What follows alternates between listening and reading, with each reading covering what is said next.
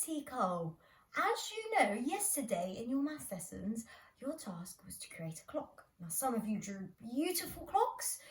Some of you went outside with chalk and drew lovely clocks. Some of you made clocks out of different objects. Some of you made clocks that you could turn the handles around with, and they all looked fantastic. So today we are going to still be focusing on time, and we're going to play What's the Time, Mr. Wolf? Now, Miss Malcolm is the wolf, and I told you what the time is, and I've written it down on DB Primary for you to have a look at, and you've got to draw for me what the time is. Now, in the files section, I've left a file with blank clocks. So if you want to print it out because you don't want to draw your clocks, then that's fine. You can print it out and it'll save you a little bit of time. So there's a file for you right there. If you don't have a printer or you want to draw your clocks, then lovely. I'd love to see your drawn clocks in your books. Or if you've made clocks where the hands move, then you can take pictures of the times that you've made with your clocks that you've made.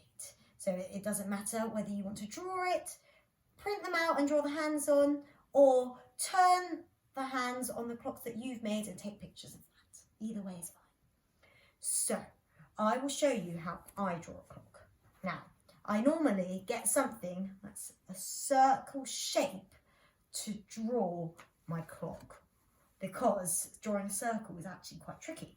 So I place it down real steady and I get my writing tool and I draw really carefully, making sure I don't move the circle around my template.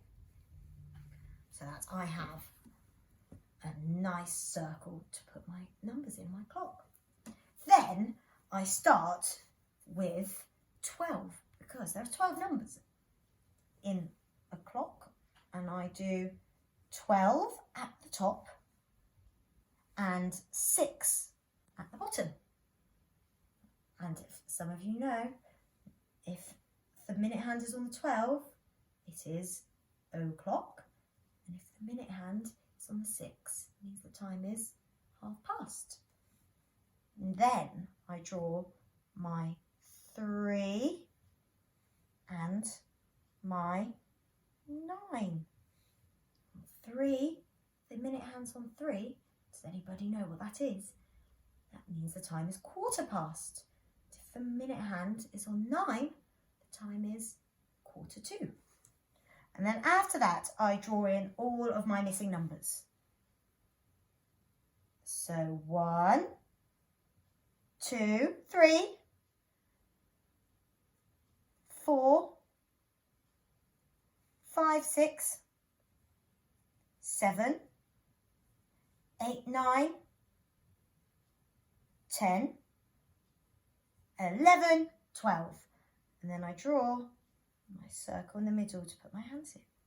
So if Mr. Wolf tells you that the time is dinner time, it's 5 o'clock, where do you think you need to draw your hands?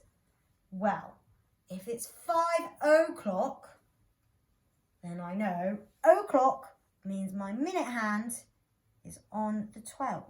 And remember, the minute hand is the long hand. And it's 5 o'clock, isn't it? Which means my hour hand is on the 5.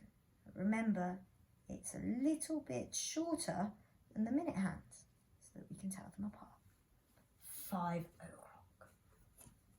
Now, Mr. Wolf tells you that the time is breakfast time, and it's 7 o'clock. Wow, 7 o'clock, it's another o'clock, which means my minute hand is to go all the way to the 12. Remembering that the minute hand is the long hands, and the hour hands, the time is 7 o'clock, which means it's 7. So the hour hand points to the 7. Now, year ones, you're going to be focusing on o'clock today. And year 2s, you're going to be doing o'clock and half past. But year 1s, you can listen to this because you're going to be doing half past tomorrow. So if the time is lunchtime and it's 12:30, do you know where the minute hand goes? Because it's not o'clock anymore, it's 12:30. So the minute hand goes all the way down to the 6. Remember, it's the long hand. And it's 12:30. Now, if it was 12 o'clock, the hour hand would be on the 12. But it's 12:30, which means it has to go halfway past the 12. Just like that.